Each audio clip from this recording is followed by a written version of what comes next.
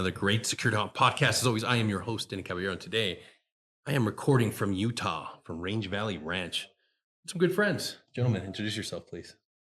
I'm Brendan Andrews. I'm from Seattle, Washington, and former Navy SEAL. Got out in 2014. Right now, I run a fencing business in Seattle. Hi, everyone. My name is Damone. I'm from formerly at 7th Group, combat diver, Green Beret. Oh, yeah. So we're all part of this awesome experience here at Range Valley Ranch. It's put on by Best Defense Foundation, which is the brainchild of Donnie Edwards, an amazing football player turned nonprofit leader.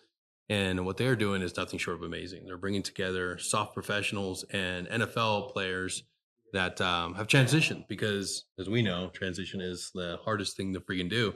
Like, we always tend to think that soft professionals can go out into the world and do whatever they want, whatever the nation asks of them, and then they'll do everything expertly and with precision. But the one thing we can't do is handle that last little bit, which is a transition. Like, when we finally hit the brick wall, or even when we retire, it's still a process. And what the Best Defense Foundation is doing is nothing short than working miracles, because they're bringing guys like us and NFL players together to break bread, bond, and then get these awesome classes from medical professionals, nutritionists, integrative practitioners. But then we're also doing amazing things like going off and shooting 3-gun competitions, shooting skeet, archery. I mean, guys, we've done a lot this week. Driving giant bulldozers. Yeah, basically being back in the sandbox playing Tonka, but man style, with giant freaking bulldozers. Oh, this has been a legendary experience. Yeah. And then we really have to hand it over to, give a lot of thanks and a big shout out to Mike.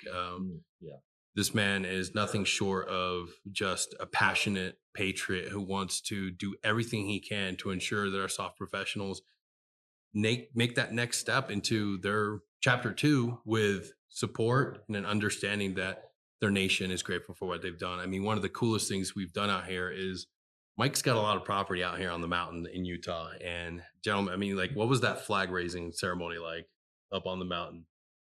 It was absolutely just amazing. I've never seen a flag that big in my life, but just to be a part of that, where you've had both NFL players, Navy SEALs, and Green Berets just come together and be a part of something great. So just the process of putting the flag up, but also I think it was important to step back and then just give respect to the flag as a group, and then just paying homage and to it, and then just to stand back and look at it wave is just beautiful at 10,000 feet. Yeah. I wasn't there for that, but I did hear that it's one of the highest flying American flags in the entire United States of America. And I think that, getting to know Mike a little bit, that summarizes this guy. He's letting us use a place where, we were talking about the other day, we wouldn't be able to be here if we didn't do what we did for the country, but he just wants to show his love for us because he's a man who loves America. Yeah. And just thankful for the opportunity. Dude, I don't, if you haven't met Mike, if you don't know who he is, and certainly I didn't know him before I came out here, but it's like meeting a real life Tony Stark. It's somebody that's passionate and just smart, just a brainiac. But at the same time, he's one of us. That's the crazy thing. Mike is literally one of us. In an alternate universe, Mike would not have ventured into being of service and building a business and continuing to grow and prosper and help others in industrial endeavors. No, he would have gone into an SF team or become a SEAL. Yeah. But as smart as he is, Sorry, Mike. As smart as he is, he's taken feedback all week long. He's asked for feedback from us, and that's been remarkable just to see his leadership and his heart for wanting to do things right and build something great. So that's been amazing. Dude, the other thing is that other half of the equation of Best Defense, Donnie Edwards. Growing up, you watch these guys play football, do amazing things for the sport, for all of us. We all enjoy it. We've all participated in cheering on our teams, but then getting to meet this gentleman, getting to meet this larger than life personality, and seeing how humble, there's never been a moment in this event, this awesome week getaway, where Donnie doesn't make time to get to know you, to sit down and learn more about what you're going through. It was strange at first, because these guys one of them has a Super Bowl ring, and it's polarizing because you're like, hi, high five, and they're praising us for what especially Donnie. Donnie's just such a humble dude, and he's another man that just loves his country and wants to give back because he feels. He said the other day, he said, I am the definition of the American story. Like Yeah. he went. I know he hasn't shared his story yet. His story's wild. I'm familiar with it, and to be around these guys and then to bond with them and then to have them praising us, we're like, what are you talking about, man? Like, tell me what your life is like. And but they're truly just some of the most like kind individuals that I've Yeah. ever met. It, how how we got this opportunity is also like amazing too, because it's truly built by soft professionals Mhm. for soft professionals. Like being able to get that phone call from, for me, it was from Flo, like our SOCOM Care Coalition advocate from Seventh Group, somebody that's plugged into the network that's reaching out, which is something that, you know, Flo's a very humble guy. He doesn't talk about what he does and all the work that he does, but a huge shout out to Flo. We wouldn't be here without our SEAL brothers, our Ranger brothers, our Green Beret brothers that are out here, working in a nonprofit space and then reaching back and saying like, hey, I think this could be a good opportunity for you. Like, Yeah, for me, I one of the guys that works out here is part of the SEAL Future Foundation. yeah, And this is probably the fourth retreat that I've been on, and I was going through a dark time, man, to be honest with you. yeah, And Justin Hoagland is the guy that reached out to me. Hoagie, everyone knows him as Hoagie. His professional name is Hoagie. I'm pretty sure his wife, his kids, and his grandma calls him Hoagie. And actually, I don't think they do call him Justin, but no, he reached out to me, and the thing about that foundation is I didn't reach out to them other than the first time, and they've continuously reaching out. And so, if you're a veteran out there, I'm sure you are if you listen to this guy's stuff, and you get a chance to go to one of these retreats, it's like being back with the guys who, being a part of Warrior is a part of us. yeah. And that's what that foundation has done for me. And they bring me a place like this. And I'm just eternally grateful to the SEAL Future Foundation and to Hoagie Yeah. and everything that he does You and did. what these guys do. Yeah, absolutely. Well, talk about your experience. What was it like getting connected to this?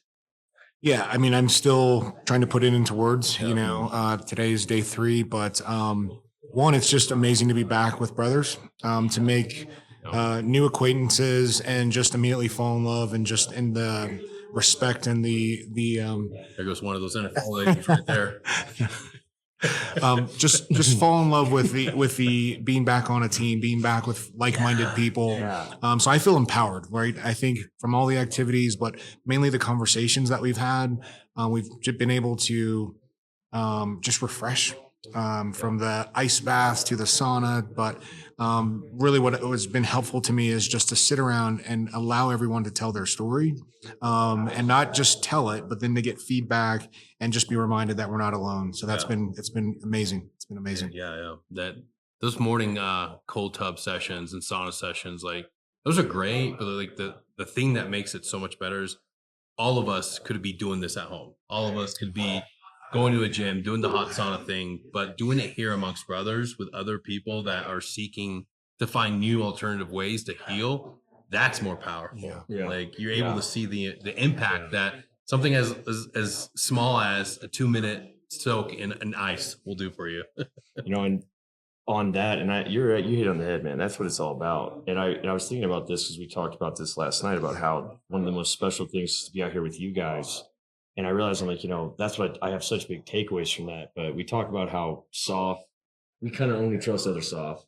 And like you said, as soon as I met you guys, best friends for life, best friends for life. That's it. But when we sit around and you get to bond and talk, like last night, what you said, man, and what Chavo is saying, some of these guys are saying to us, I realize it's while we're bonding, we're sharing our coping mechanisms, our healthy ones, and our strategies, prayer, reading, and all this stuff. And I realized that those are the things that I take home. I learned from how you're winning, where I'm losing, and I'm able to bring that back. So while it is just being with the boys, and it feels so refreshing to be able to be proud of my combat experience and what we've done and be able to talk about it with other guys who've been there, done that, and just joke around. It's the moments at night and later where we're sitting there talking about broken marriages and relationships and stuff and hearing how you guys handle things because there's that mutual trust. That to me is like the most special thing. It's just that, guys. But, we also got to go see those archaeological sites today, the freaking hieroglyphics. The experience for me too has just been legendary, man. It's hard to put into words everything because it's been so much, still like processing. Denny, I'm sorry. In the airport, I just remembered as you were talking, we showed up in the airport, and there was this couple that were sitting kind of beside us while we were eating, and they just, before they left, they walked up to us and said, "I'm sorry, we just have to know, like, there's so much camaraderie with you guys. Who are you? Like, we have to know what's going on." And we just said, "Hey, we're veterans, blah, blah, blah." And they just were amazed. But that comment from that lady showed me that what we displayed in that 30-minute lunch is something that very few people have in America, Right. and we get to experience that. So it's amazing. Absolutely. Dude, that we never served together. None of us have ever, except for a few of the guys, but it's been years, right? Right. Like, and but the fact that Navy SEALs can come together, Green Berets can come together, NFL players can come together and have like an instant bond where it's like, dude, like we're cut from the same cloth. I met Chemo. We picked him up from the airport. I met him at the airport, and I don't think I've laughed harder and told more personal stories to anyone in my life. And we are dying laughing, telling us stories about what it was like in the teams, and he's telling us stories about what it's like in the NFL. And Hoagie's doing Hoagie thing. He's teaching us and telling stories. And we're up in the mountains. We're in the middle of nowhere. We pull over. We jump out. We're all like in the woods, and there's like nothing out here. Going to the bathroom, and Chemo's like, "Are there bears out here?" And we're all just like, "Oh no!" Like, it was just such a fun atmosphere, and it's amazing how quickly that instant bond is connected. And you guys giving us trash for being Navy SEAls and us saying nothing because we're the winners. Like, that's been like so much fun for me. No, not at all. You guys have actually way more combat experience than I do in this group for sure. So I mean, it was the mutual respect, the admiration, the bonding, the friendships that'll last a lifetime. Wow. I mean, they really know how to put a great group together. Yeah. And it's been consistent in all my experiences with this foundation, with the Hoagie's other foundation, the Still Future Foundation. And I'm not going to stop going to these retreats, because for me in Seattle, I'm all up there alone. And this is like my chance to like go back to something that is and always will be a part of me. Yeah. We're warriors, and that's who we are. Absolutely, man. And to go off that, like we can feel so isolated and so alone, but here's the beauty of it. Like the things that we're learning here and the things that others are reiterating and sharing from their journeys just reinforce that the answers to our community are going to come from us. Yeah. Like, and we prove that concept by sitting around the fire every night and sharing, like, I really wanted to punch that guy when he did this. And like, hey man, there's repercussions. There's reactions equal positive reaction. Yep. I'm like, hey, maybe you want to do that, but take a few moments and let that anger dissipate. Yeah. Everybody has a lesson to pass off to everybody, even the individual that might feel like they're the most vulnerable, the most weak. It's like, dude, we're all the same. We've all struggled. Like, transition is not a clear-cut process for anyone. Yeah. From the highest serving officer to the lowest enlisted individual. Yeah. We're all gonna go through that and feel like, fuck, I'm alone. No one loves me. No one cares about me. Yeah. The team's gone. I'm all alone. But we've proven, like, even if we're separated, once we do events like this, we can reach out to each other and be like, dude, you remember like doing the walks up here on those inclines? Do you remember friggin' Flo almost falling out? Like, do you remember Marty every day, like cheering us on with the freaking beautiful, like, sermon? Like, these are things that will last and will allow us to reconnect. Like, we may not have gotten the chance to serve with each other, but now after this experience, we have this common bond that we can revisit every single time if we just continue to reach out, because like what we learned today, like peer-to-peer support is a viable thing. Yeah. And it's a therapy in itself. It's therapy in itself. I think that's the instant connection. Yeah.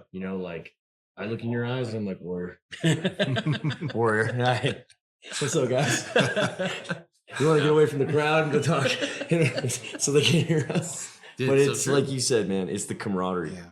I think that's the biggest thing I come away from these things with. And while we're joking around, I'm learning ways to handle my stress, ways to be a better dad to my kids, ways to teach my son to be a good man, but I want my son to be a hard man. In a society where I don't really think we're raising a lot of men, I want to raise a man. But that's also like we were talking about the other night. You can't just hit people who are being, inappropriate in public or smashing into an arm. Yeah, man. That's not how you teach your kid. And it's just got a lot of knowledge last night. Chavo talked to me about how he tells his kids to, pray. I've done breathing exercises with my kids, which I learned the breathing exercises at these retreats from Hoagie, who's a breathing expert. The strategies that I come out of here with, I've always seen that these retreats, and this one I can tell you, man, because we've and I've been talking. I've got a year-long plan now from this retreat. I've got some big wins from this one. A lot of thanks to you, brother. But I find that every part of my life, from professional to fatherhood to financial to dealing with stress, my relationship with God, it all marginally improves or significantly improves in every way from these experiences. And I really think that comes from just the camaraderie, the bond, and then also knowing that I'm not in this alone. Yeah. Yeah, Like dude. we're all dealing with the same stuff. So One of the takeaways that I think we all came around way with yesterday was that, speaking of transition, was that what made us successful, being in that 1% of the SEALs or the Green Berets, was that we take those lessons. So we have to really think back into what was it that made us great, what made us good at our jobs, what made us successful. And we don't just hang that up when we retire, when we're done. We keep those things and we use those to transition into the next phase. And so I think we challenge ourselves. You know, I said, do things hard, do something hard every day, but we don't just randomly do things hard. We take those strategies that we've learned to be successful, and then I think seems easily to accomplish because we take those lessons that we've already had. yeah, right.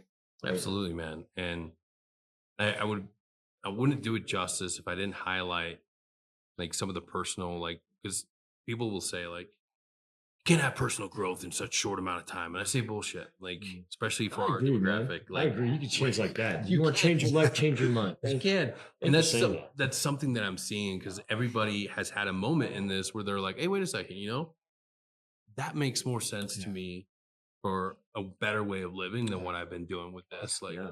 this makes more sense. And like the ability to build this, like, and you said it the other day, like finding mentorship, like this is like this literally is micro mentorship. Mhm. Like, as at one moment or another in this entire week, we've all experienced a moment where we're reaching out to a brother for more information on one thing, or like, Yep. wow, that's a different way of looking at it. Yeah. Like, especially like at night, like a lot of us are doubling up and you're sitting here talking and it's like, man, like I'm about to be a dad and I don't have any experience. I'm a beginner at this, but I'm hearing guys talk about fatherhood and how to be a better, like this entire morning, this whole breakfast period today. I was just listening to guys talking about how they raised their boys, how they raised their boys to be good men, honest people, good, hardworking individuals. And you don't get that when you stay at home and you stay plugged in and you just focus at work. Like, Mhm. if you want to be better, you have to be willing, like, look, I get it. This is a very, very, very unique experience and we are blessed to be here. But you can still have this at home. Just be willing to plug in with your friends and connect and be able to revisit what they're doing in their lives. Like, I think all of us said at one point, like, I disconnected from my buddies. I haven't talked to my friends in a long time. We get so busy, or we just think that, you know what, maybe they don't want to hear from us. Yeah. Yeah. We lie to ourselves and say that because I've never experienced that when you finally do connect with them. And I'm Yes. personally always happy to hear from, hear their voices too. But I think you just let life take control and you imagine he must be as busy as me. I'm sure he's doing good. I'll throw a prayer out there for him, but I'm not going to give him a call. And yeah, man, it bears being said, getting us all together and stuff Yeah. and that connection. And then the relationships, I think that we're just, I hate to say this, but that's like the one part that we haven't really figured out is the follow through to keep us Yeah, connected. dude. And I know a lot of nonprofits are working on that, trying to figure out ways to get guys plugged in, but most of us we're not used to social media. No. We're learning how to do it now because it's important, Yeah. but we don't do a lot of that stuff. We don't do a lot of like staying in contact. And we don't have to because I could not see you for 10 years and I will be as pumped to see you in 10 years as I am today to see you. Yeah. That's team guys though. I was just talking about this yesterday, how the relationship management's a little different. But I always find that when we leave these places, we stay in touch with the people that we make good connections with. And, and we were doing projects and stuff together. And sometimes that dies away, but the relationship remains, even if we're not communicating. And like, even for me in my experience, I realized the importance of, like, it's so easy to get that narrow focus on what you're doing. Like, oh man, like I'm moving, I'm going to this, I'm starting this new, and then you're not focused on all the other people that've been there for you. So it's like, swallow your pride. Like, if you think people don't love you, people aren't there for you, maybe you have to revisit, have I been reaching out? Have I been reconnecting? Because I'll tell you, I haven't. I apologize to all you guys. I will be connecting with you. Greg, Paul, I've been busy. I love you. But the thing is, it's like, it puts it right in front of you when you're sitting here connecting. You're like, wow, this pours back into me. Yeah. And then you realize, like, hey, man, other people have lives too. Have you been checking in on your friends? Have you been calling Mike? Have you been texting Mike, Greg, Paul, all these people that have been there for you? Have you been doing it? It's like, oh, you know what? Like, I only sent a meme. I only sent Tim a message the other day. Like, and you get so busy doing work, doing school. Make time. Write it out in the calendar. Like, and life happens. So give yourself some grace at the same time. Give yourself the ability to say, hey man, like I've been working nonstop. I've been helping other people. In your case, like you're emotionally available to so many people. And like as a chaplain, Damone, like how's this been for you? Like, I love it, man. I mean, my life at this point in my life, I want to serve, right? yeah, And so there's lots of ways we can serve. There's lots of ways we can grow. We can grow physically, emotionally, mentally. But I think one thing we all like leave out is spiritually. yeah, And so, for me, even I have a strong faith, but even still, I get laxed in my faith. And so, if I can use my faith and where I'm at now to encourage others, it's a privilege to me. yeah. So I really just enjoy that. And not that you're beating people in the head with faith, but whatever spirituality means to someone, you encourage them in that. And just to work on that and becoming, exploring that realm of growth. There is a verse in the Bible that talks about being fit, physically fit, but it says like you're physically fit, you train for physical fitness, but how much more should we train for godliness or spirituality? Same thing. And so I think that's so important that we've spent our most of our adult lives training to be physically fit. I think now, especially coming from those experiences of war, it's so important to have meaning in our lives that we should train our minds spiritually as well and in our hearts. Like you said earlier, our minds are deceitful, right? And they trick us and they lie to us. And so the only way to navigate through that realm is to have a strong spiritual base. And so I think it's crucial. One thing you said to me, and then I think reminded all of us this week is just being thinking about sharing our story. And so not just here, we've all shared our story, which has been great, but also you've encouraged us to do it when we connect with our brothers. And that's so important. And we talked about today that as we share our stories and connect and check in with people, they're often apt to share their story back with us. And that's how we can kind of connect and hear if there is an issue and how we can relate. Because we were trained, especially maybe Navy SEALs are a little bit different, Hollywood and stuff like that. But We're born this way. Our training all as quiet, welcome America. as quiet professionals, we've been trained not to share our story and not to talk about it. And at this point in our lives, in our careers, it's so important to share what we're going through. It's not a weakness. I think it's an empowerment to be able to share what's on our heart and share the areas where we need help. Yeah, you're right, man. Your testimony inspires another testimony. And first trip that I went on, I shared my testimony of just the darkness that you can go through out on the outside. And every guy there turns out was going through the same stuff. Wow. And they shared it before, so they just were like, "Oh man, you don't have to feel alone because hey, this, and this, and dude, you're a good dad, and this." And I'm like, "Oh, so I'm not unique at all." Like, dang, I thought maybe sisters were always supposed to be, like, no, I'm joking, but like, truly, you're right, man. The testimony shared, and I think it's like what we were talking about, which is, a good friend of mine says this, and he says, "Your mind can be a wonderful servant or a horrible master." And when you're thinking, I can't talk about this with my best friends who I went to war with, it's being a horrible master. And what it needs to be doing is helping you figure out how to talk about this with your friends and reach out, guys, reach out and talk to your boys. I mean, and to your point earlier, dude, there's guys that I went to war with in my platoon that I have not spoken to since we went to war. And my relationship, I love them. If I saw him today, it'd be just like yesterday, but that's almost 14 years ago, or 13 years ago, 13 some change. And I love these guys, but life happens. You just hit the ground running, and we don't really look back very often. And when you finally do, you realize like I should have done this earlier because you guys and my friends, all of us, we've got answers for each other if we can just open up and share our testimony. It's hard to do, but the first time I did it, man, it was really hard. And then I realized it's not that hard.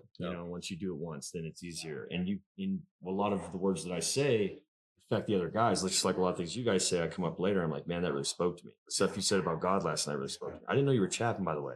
Yeah. We're gonna have a longer conversation after this, man. That's awesome. That's I have all kinds of questions. That's so cool, dude. Yeah, I think We that's were perfect. This is chaplains. perfect segue. The moment uh, this is going to lead into another episode down the road where it will be just Damon's journey. But I do want to acknowledge the fact that you're publishing a book. It's almost out there. Like Yeah. we are counting down before. Yeah. Yeah, please throw it up. That's my guy. and I want to like acknowledge cool. this journey, like just how impactful this could have been earlier on with your transition. Like, Yeah. because your transition wasn't typical. Like a lot of people think, like I said before, people think that like it's a Hollywood movie. You go in, you salute for the last time, like, all right, Sergeant, you're out of here. And Yeah. it's like it's not like that at all. Yeah. Yeah, when I got out, I mean, I had a lot of invisible wounds that at that time, 2009 timeframe, people just didn't have answers to TBI, PTSD, and things like that.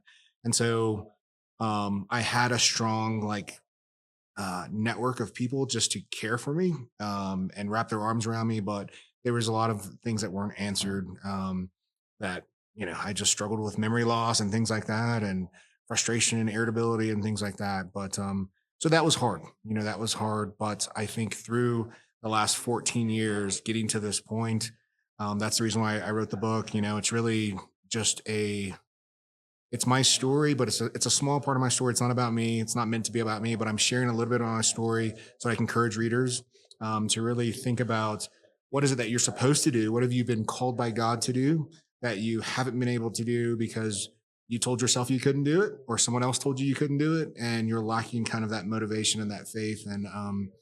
And there's things along the way. So my story wasn't perfect. I failed, I was humbled, but those are all important lessons for me. And I think that we can also be on islands, sometimes that we're alone in our failures. But one thing I talk about in the book is our failure is not final, right? And so failure is good. I think it can launch us into the next step.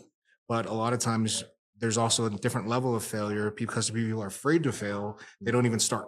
Yeah. So they just sit there. And so I would say the book is probably the hardest thing I've ever done. Just because.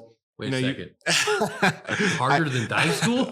I think it is, man. I think it is. One, just because, I remember going through the E5 board and some sergeant major, because I had a master's degree. He's like, why do you even want to go to selection, or why do you want to become a Green Beret? I was in the Q course, and I'm like, I want to be a Green Beret. I want to, and he's like, I think it's just because you want to write a book. And I don't remember this guy's name, and I probably shouldn't be saying this, but he was like, if I find out you write a book, I'm going to kill you. I'm going to come back and kill you. He's retired.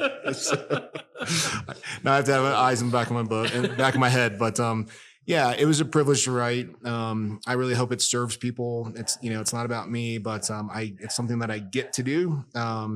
And I was encouraged through it, and yeah, I'm excited to share it. I'm really excited to share it. So it should be out this week, available on Amazon, stuff like that. So yeah, we'll put it on the episode description. And with my editing skills, there should be a QR code that drops right about now. Scan it and go buy the book. I always advocate, and I don't always engage in comments. If you've ever shared something of mine on Instagram, you know that I always reply the same way. Salute, crown emoji, gracias primo. But I always engage with people that respond back to any post that I say, share your story. People always say, well, veterans need to shut up. I don't want to hear another story. This is stupid, self-serving. And no, I'm sorry. Politely, no. The reason why all of us are here and we're hearing so many people say, well, I didn't know that. I didn't hear about that. I didn't know anything about that. Is because people aren't sharing their stories. The things that we're going through, it's not unique to us. There's an artilleryman in El Paso, Texas going through it. yeah, There's a young MP in Westminster, Colorado going through it. It's all fictitious stuff. I'm just throwing names out there. There's a guy named Billy Bob in El Paso, Texas is also going through it. The reality is, by sharing our stories and being vulnerable, sharing the good, the bad, the ugly, the indifferent, we're giving others a glimpse into our experience, our common humanity. It connects all of us. Every veteran has some overlap in what we've experienced. except for the guys that did mail call in Kuwait, like you did nothing. And I will always say that. I'm just joking. I'm just joking. And what I'm saying is share your story. Yeah. You have no idea how it's going to impact the world. You have no idea how it's going to resonate with somebody. You might be able to influence the next kid that decides to go become an airborne ranger, a paratrooper, a SEAL, a Green Beret. You never know. Your story could have a massive impact in the veteran community. If you're out there and you're listening to this, please, like, if you don't listen to anything else, just remember that your story matters. Being able to share it with other people, if not the world, with your family. Because that's the other component that I realized. So many of us keep everything inside. And then our wives, our kids don't know what's going on. Yeah, one of the biggest things when I started doing some of this, and I work with podcasters and stuff, and I told my story, was I looked at it as like, well, maybe no one will care, and that's fine because one day I'll have a grandkid who I'll be able to hear about his Navy SEAL grandfather's experience from my mouth. When I'm not all old and lost my mind, and I'm like Navy SEALs where, so I think that's cool. Just get that, get that on paper for them. But also to me, man, it's a continuation of your service. Absolutely. When you share your story with others and it resonates, it doesn't matter if you're a military or a civilian. It's a continuation of us serving our country. And guys, that's who we are, man. And like, I can't stop helping my brothers. I'd rather help you, and I'd rather help you and anyone else around me than help myself, which can be bad. But I think sharing your story is pretty easy to do, and it can really provide a lot of service to the country and to your fellow, teammates and stuff. So if we don't share our shared story dies with us. And I think also someone else gets to tell our story for us. And, nobody knows is in our head. And I don't think that's I don't want anyone else telling my story, so I want my family and friends to hear it from my mouth. that's it. Dude, tell us about your project. Tell us about your podcast and your So, chronicles of it's a newer thing. Mentor of mine that I've known is one of the second longest now I've known for 19 years. I'm 34. He's the one that told me about SEAL stuff in high school. I was standing in his garage, just kind of a good friend, my mentor. And he's like talking to me all about SEAL stuff. And I'm just like, I'm a basketball player, but I'm 6'2" and I'm never going pro. So, I'm like looking at junior colleges basketball and I'm just like thinking about my future. I'm like, okay, 2 years of that. Then I go into school and do, I don't know. And then he's telling me about this. It sounds like this great challenge. And I've always had tons of admiration for the military. To be honest with you guys, to you guys' credit, Black Hawk Down. When I watched that when I was a kid, I was like, that is a man's job. Like, that is awesome. That is badass, dude. Just to clarify, that's Delta Force and Rangers. Whoops. But continue. Yeah, didn't even know. So anyways, so y'all look the same. Okay? No, just kidding. Hoot, dude. That's all I'm saying is hoot, man. Hey, you played in Navy SEAL too. But anyways, fast forward, later, that was kid stuff. When I'm older, he tells me about this. The next day I'd be, walk to the Navy recruiter's office. Wow. Well, I took a PST. The next day I had a contract and I was done. That was it. And so we reconnected, and he's an incredible dude. Went to Stanford, went to Yale, paid for his college by working for NASA as a mathematician. Genius dude, like literal genius. Wow. Super cool. Bodybuilder at 72. It's really interesting if you ever see him up close. He's got a nice, good-looking old man head, and then like a yoke jack, freaking insane, freaking like power lifter body down. Like his arms are just like ridiculous. I'm always like touching him, man. And I'm like, how do you do this? But he's such a cool guy, and he's lived such a great life. He started tech companies. He's invented the machines that do the U.S. mail sorting system for us in 17 countries, like endless stories. And so he comes up to me and he's just like, hey, man, I want to inspire others to live a life of adventure and to go after things the way I've gone after things my whole life. And you've done that, Brandon. You've gone a completely irregular route. I graduated high school in 2008, joined the military at 18. I was a Navy SEAL before I could legally buy a beer. I had them trying on my chest at Team 7. I was 20 years old. I turned 21, and 2 weeks later, I went to Afghanistan. So when all my friends are out partying and, send me videos of like, dude, we're finally in the bars. I'm like, okay, I got to hit 3 targets tomorrow. Like, see you later, But I wouldn't change it for the world, man. I had the greatest leadership, the greatest mentors. And so he comes up to me. He's like, I want you to tell your story because you've never told it. And it's time you tell it. And I know what he was doing for him. I didn't realize at the time. And he's like, and I want to help you tell other stories too. And I want to work with you guys. And I love the military. He's military. His kids are military. His son's in the Space Force. His daughter's Navy. and like their whole family's just big, awesome pro Americans. So we started this podcast, started with my interview. It's a newer thing, but it's called Blue Steel Adventures. If you guys want to look it up, that's me and Dave Ross. We're up in Seattle. We're going to do some more stuff. This guy's going to help us out. So if you like this show, you'll probably like our show. But, you know, because we've been doing some kind of amateur hour stuff a little bit, but it's been fun. And I realize now, you know, Dave, when we started hanging out again, because I really had no one to hang out with, bro. Like I was up in Seattle and I was doing this shit we talk about. I wasn't talking to no one, going through just nasty divorce, darkness, man, dark times. And he goes, you know, bro, you need to have a little bit of fun. Like, you know, you like to have fun, you're a funny guy, whatever. And I'm like, all right. So we said, like, come play airsoft with me. And he's like, I think it'll be pretty good. And it is fun, dude. I go and play airsoft and I destroy you nerds, dude. Oh, it's fun. And they love it. And we talk and, you know, have a good time. And then it developed into this podcast. And I realize now what he did for me, because for the first time I was able to tell my story from high school to the end of it. And that's what we're trying to do for guys, because it's a therapy, you know, and you get choked up at parts, you know, and he's a really good interviewer. So he asks questions at the right time where it's like, if you could tell your son one day this, you know, what could you say to the guys that didn't make it back? And you're just, man, you hit the heavy one. Okay. And you're able to, you know, tell your whole story. And yeah, you know, I mean, there's a few hours of it online, but we did a dozen hours that I've got the raw footage of. And we're doing that for guys and going around. And I'm realizing, wow, every guy has that same experience, being able to talk about your experience, what you've done that you're so proud of, even though it's causing so much detrimental stuff in your life. You know, I don't sleep. None of us sleep. Like, I don't even know what sleep is. But, you know, I chose this path. I don't regret it. I'd do it again in a heartbeat. And I just got to deal with some of that stuff. And I think that therapy of it was just awesome. So yeah, check us out. And we'll be doing some cool stuff. And I'm going to definitely lean on you, brother. Hell yeah, dude. Love that's you, man. I love you. Thank you. Brothers don't shake hands. Brothers got a hug. But it's stuff like this that I miss. Like it, and it really shows that we're all the same organization, truly. Yeah. If we were been on the same ODA, like we would have been best of buds, because like we jive, like a person is jive. And even though we didn't get to have that experience of serving together, now we have a better experience. We get to help each other achieve success in this chapter. Yeah. In chapter 2. You know, like back then we're winning. And our lives are on the trajectory of like, I guess maybe I'll be the president of the United States of America at some point. I can do whatever the heck I want. All right, maybe the president of the world, who knows? You know, like you think you're invincible. Dude, now you and I both know, fuck no, or frick no. You're good, you can cuss, fuck, shit, Bit, come, fart, come. But you know, you're not invincible. And I met you the first morning. I came in late. I missed the first day. I missed the flag.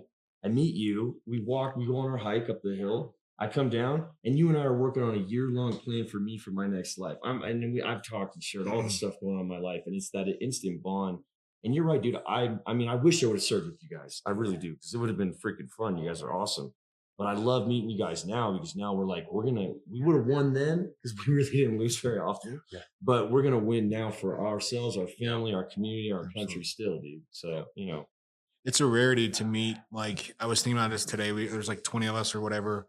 But, you know, if you think about it, how many times you met an NFL player, right, in your life? How many times remove yourself from the military, but prior to the military and after the military, how many do you walk down the street and like, oh yeah, what do you do for a living? Well, I'm a Navy SEAL, or I'm a Green Beret. Mm-hmm. So it's a rarity to meet people that have gone through our experiences, but to be able to just chop it up and meet new people within this realm is incredible. It's an incredible opportunity. And I love Absolutely, man. Like you walk in and you meet Donnie Edwards, pearly, beautiful white teeth, 8 feet tall. I'm like, and you're God like, made one of these? There better only be one. He's just the sweetest man. He's so nice. You look at his eyes, and it's like the first time you heard the Beatles. It's just wonderful. Yeah. But like, you see this person that you think is larger than life, and then you sit down and you're talking, and you're like, I came from fucking dirt, bottom of the barrel. And he's like, yeah, dude, same here, man. Yeah, 11 siblings, bro. I was in hell. We didn't have shit. What? And it's like, dude, like that common bond. And it's not just trauma bonding. And you're able to say, like, yeah, man, I worked so hard to get to where I'm at. Went to college, I did this. And it's like, yeah, dude, like I couldn't made it if I didn't go in the military and then go to the 82nd and go to selection and try to get to that next level. It's like, yeah. And then when it was over for me, fucking felt alone, felt betrayed, felt like nobody's there. It's like, holy fucking shit, that's what I felt like. Yeah. And it's like, and then you realize that it's because we've been at these high performance levels. That Like, trajectory. yeah. Can't be stopped. I'm invincible. And then and the importance of protecting that brand. Right. Like, right. Oh, dude. when it's your turn to go, hey, dog, I don't care what's wrong with you, just go. Yeah. Yeah. Like, and it's the most horrible thing. Like, I'm watching your friends go through it. You're like, oh man, that sucks. I hate seeing my buddy fall off to the friggin' wayside and nobody's there going through a med board process and nobody's talking to him. This is bullshit. He deserves to have support. And then it's you. Then you're going through it. And then you're like, oh fuck, this really does suck. Yeah. Dude, I don't know how you get ready for transition, but I was not ready, man. I was not ready. And I think that part of it is, you're told as you're leaving, all right, man, combat Navy SEAL, 400 combat operations. You guys have more than that. You're told, dude, you can do anything. That's not what I wanted to hear, because then I'm like, okay, I do anything. What the fuck am I supposed to do? And then you realize maybe I can't do anything. Maybe I'm the one exception to the rule of everyone that with this background could just go do whatever they want. And I really don't want to do anything but be a gunslinger, man. Like, I just want to go back to that world. And I got out to have kids and a family, and I absolutely regretted it, and I don't regret it because I do have my kids. But dude, yeah, it's like you are told everything's going to be just fine, and then you find out everything is just fucked. Yeah, It's just fucked. There's a conveyor system bringing you in, meaning everything. You're going to go through all this process to be the very best soft professional. But on the backside, it's a slap in the ass and get the fuck out. It's a fall off the cliff. Yeah. Oh my God. In the civilian world, man, it's a little different than there's military. It's a lot different than the special forces community, in the soft. Yeah. So, but this kind of stuff, these kind of organizations, man, they make it better, because the thing that I've really loved to see is, for those of you who are out there that have a little bit of money or have a cabin or resources, you could save lives, because, like you were saying, to be here, to be able to hang out with NFL players, be in a property like this. I was just telling the guys last night, we were all talking. It's like, guys, I'm so glad I was Navy SEAL. Yeah. And I hope one day I can make enough money to give this opportunity for my kids, because I'm so blessed to have these chances, just because, and we have those because of what we did. Yeah. And it's, we're lucky. We're really lucky. So even all the stuff that's hard, I'm not complaining, man. I wouldn't change it for the world. And I can't believe the experiences and opportunities I've had, but it took a guy like Mike saying, you can use my house. It took a guy like Donnie, and talking to the other guys he's working with and saying, what can we do about this? Those fireside chats that you were talking about. And then the guy Mike shows up. He's like, well, you can use my property. And then, okay, well, then this, and you start piecing it together. And pretty soon you got guys out here who are opening up about being suicidal. And they're saying, I just want you guys to know when I go home, I'm not going to be that way, and you had no idea. So it takes the community of America and us coming together, working together to figure these problems out, because the military is just not getting it done. Yeah, and again, If you ain't we have to acknowledge Mike. Like, you don't get this without somebody that's willing to put money down and build. There was nothing here. There was literally nothing on the top of this mountain. And Mike doesn't know any of it. He didn't know any soft professionals. He just had one chance encounter, and it's like, you know what? No, this is happening. I am building this for veterans, soft professionals. Like, seeing him speak about it was like, dude, like, you instantly feel like, holy shit, like, he humbles you. Yeah. Because he is thanking you while giving you the experience of your life. And he genuinely is just happy to do it for us. And go ahead, Damone. No, I was going to say one of the most amazing things that I saw this week was yesterday we watched the Normandy video, and I was in tears, but Donnie was there. He's seen that video before, but just reliving it for probably the 100th time, seeing that video again, he was in tears. Right. And so that just speaks of that compassion. Yeah. That compassion and that thankfulness for that service is amazing. Guys, please, like, even if you have to pause like, go look up Best Defense Foundation to go see the Normandy video, do it. Pause it. Come back to this and watch what Donnie's done with Best Defense Foundation. You won't regret it. Yeah. There's an 8-minute video in there about it. And, I don't know if you knew you had grandfathers who served in World War II. but dad makes it worth it enough to go watch this. And I thought about my grandfathers, and I'm getting chills right now talking about it. Yeah. And what Donnie does. And so, again, if you think you could help, you might really enjoy helping out. It's like you said, man, 100 times, and he was crying again. And it's powerful for everyone. I think everyone gets a little bit of a win out of it. Yeah. That's what Mike says. Mike says he's happy. He's just glad this is happening. Yeah. And we're like, well, so are we. Dude, find somebody that just simply wants to just like, I'm going to take my money and put it in my mouth this and build something to support our soft professionals, to build a place for veterans to get away, to just relax and be at peace and have access to the doctors with insight to what you're dealing with. Because I don't know if you've dealt with the VA, but let me tell you right now, it is not worth it. It's not cash money, as the kids would say. Yeah. And if you're a veteran out there and you think, well, I don't have that opportunity, you need to get online and Google it. There are places like this for pretty much all of us. And you just got to find that nonprofit, get plugged in, and go out to one of these retreats, especially if you're going through a hard time. Seek out your friends, seek out some of these nonprofits. They're here to help. And some of them have a lot of resources available. Some of them don't. Some of them are longer waitlisted, but you'd be shocked. There's 45,000 nonprofits that support veterans in this country, and they're out there. I don't think we just received, we received a lot, right? We did receive a lot, but what I'm taking away is that we're all like leaving with something, and we're going to give back, and we're going to serve ourselves. Yeah. And so that's beautiful. So we did receive, but I think we entered at one level, we're leaving at a higher level, and we're going to give back as well. So it's exciting. Yeah. I mean, I hope one day, and I know guys are already doing this. Some of the guys that are in our era are starting, I'm 34, we're getting up in our 30s, 40s. We're starting to make a little bit of money. They're starting to do this too. Yeah. But it's great to see civilians and other people stepping up, America stepping up, because we're good. Like you said, this is going to be solved. It's going to be solved by us, because we don't have any fucking quit inside of our bodies.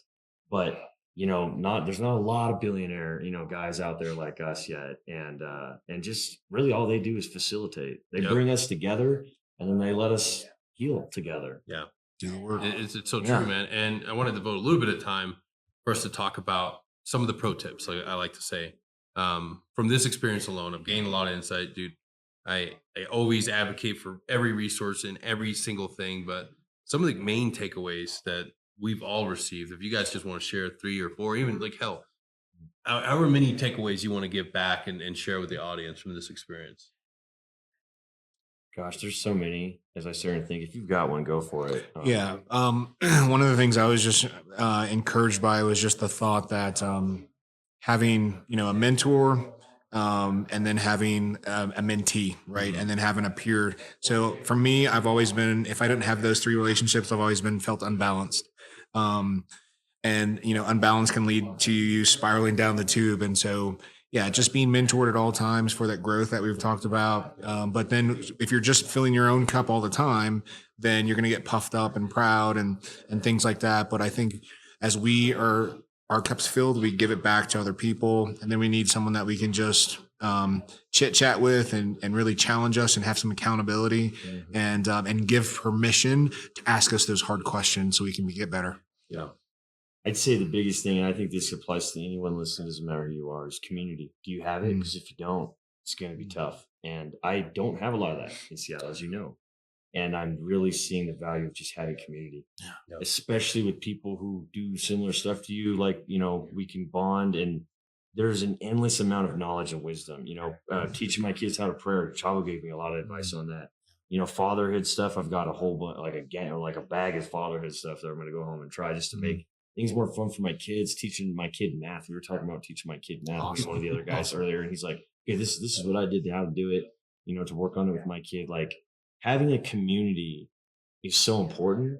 And if you don't have one, it's because you're not putting in the effort to be a part of one. Go to a church, talk to people. I know it's awkward. I personally probably couldn't do that, honestly. I'm just really quiet in church, and but in these places, I create that community. I have some community. I have some brothers, brotherhood, sisterhood, La Familia. And I think that is what those people saw. Yeah. They saw the camaraderie, and they saw brotherhood, community, love, and it's just a rare thing. Yeah, it's genuine. And, I think that